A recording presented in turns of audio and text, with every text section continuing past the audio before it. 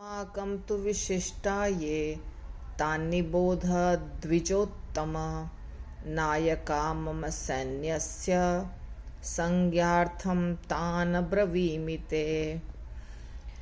दुर्योधन ने अपने गुरु को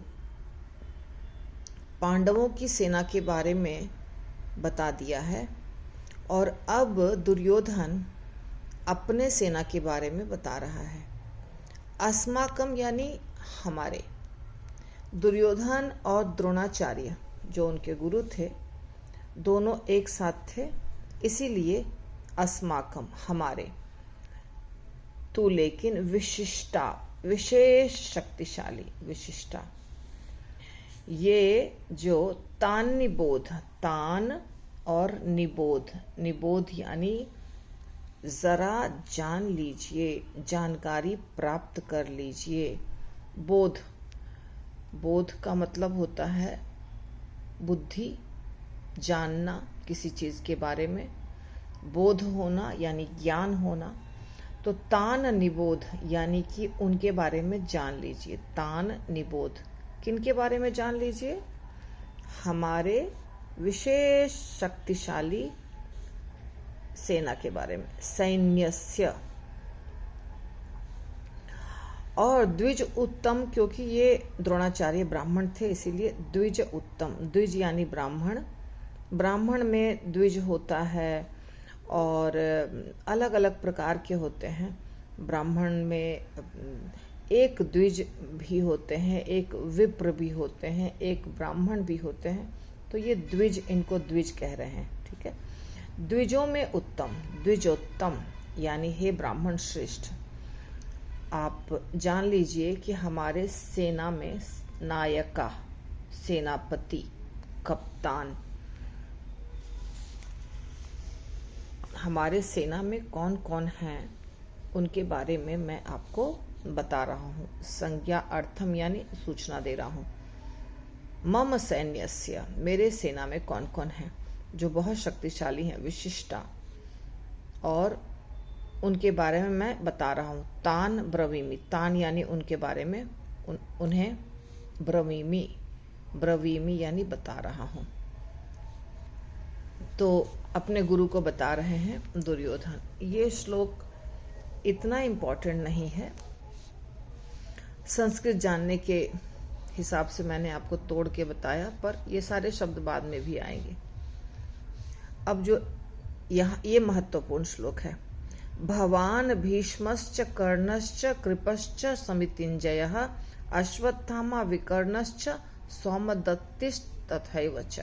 अभी देखिए, ये मैंने पहले आपको बताया था ना, च च च च। च का मतलब भी, और भी होता है और भी होता है। और यानी and, A N D, and, तथा।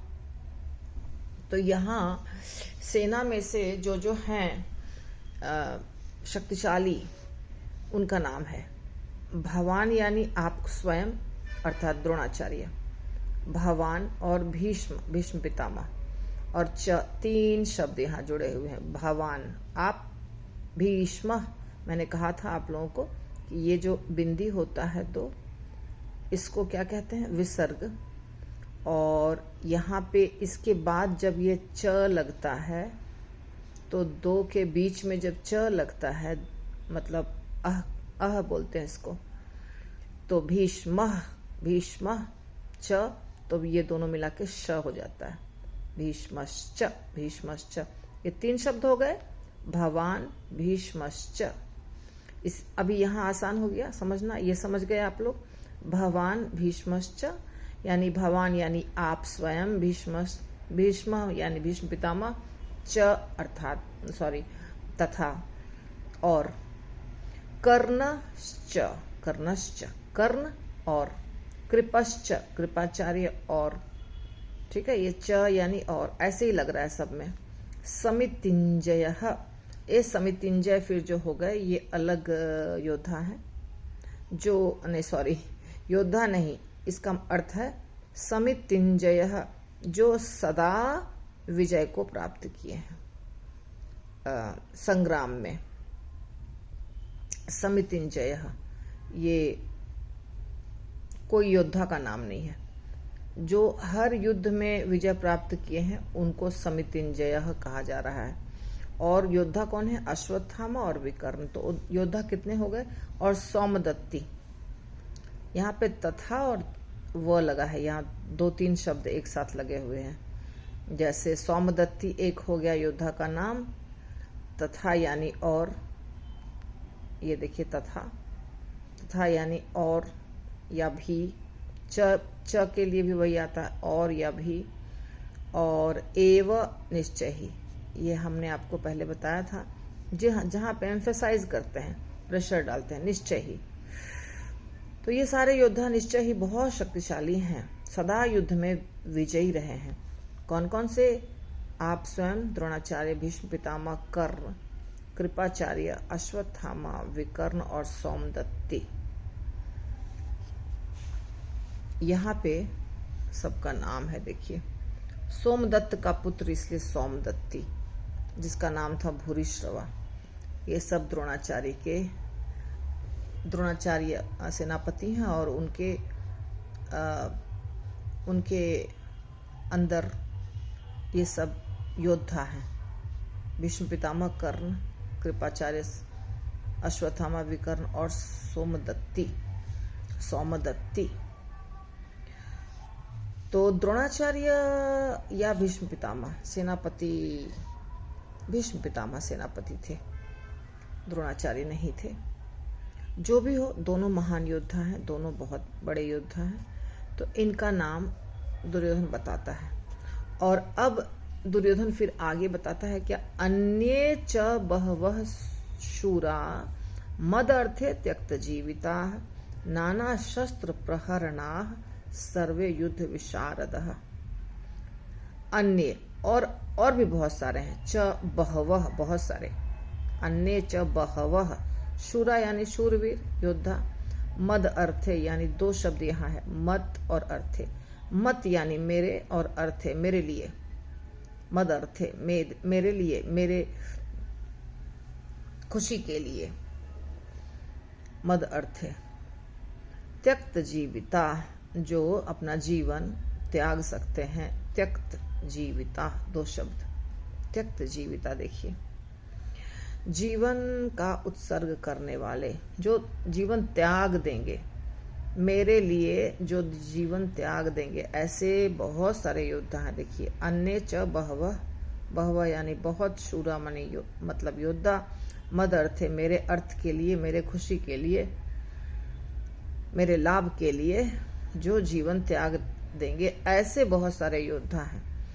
और वो कैसे हैं? नाना शस्त्र प्रहरणाः, वो सब, नाना यानी बहुत, शस्त्र यानी शस्त्र, और प्रहरणाः यानी सब तैयार हैं पहन करके, सारे अस्त्र शस्त्र पहन करके, यानी सुसज्जित, अस्त्र शस्त्र से युक्त।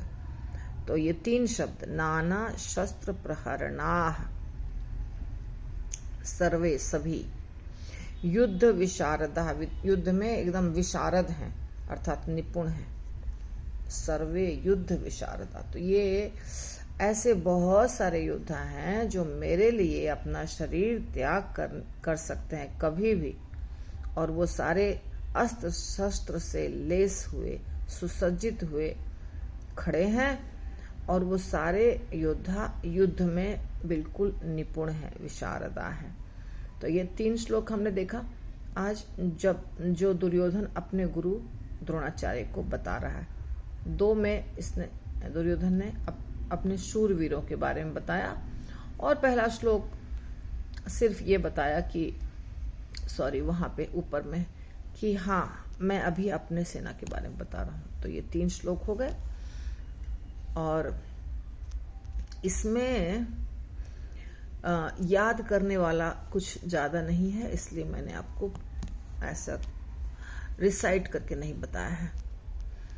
ये सब नाम है सिर्फ। ये श्लोक जो है इसलिए महत्वपूर्ण है क्योंकि इसमें एक भौतिकतावादी व्यक्ति कितना अहंकार से पूर्ण होता है कि देखिए, मेरे लिए बहुत सारे योद्धा हैं जो शरीर त्यागने के लिए बिल्कुल तैयार बैठे हैं। मेरे लिए मद अर्थ है, ये बेवकूफ लोगों का काम है ये सोचना कि मेरे लिए सब प्राण देने के लिए तैयार हैं और वो सब युद्ध भूमि में खड़े हैं। जिसे ज्ञान नहीं होता है आत्मा का, जिसे ज्ञान नहीं होता है भगवान का, वो इस तरह अहंकार वाले शब्द बोलता है कि हाँ मेरे लिए सब लोग शरीर त्यागने के लिए तैयार हैं, जो दुर्योधन बोल रहा है। ठीक है, हरि बोल।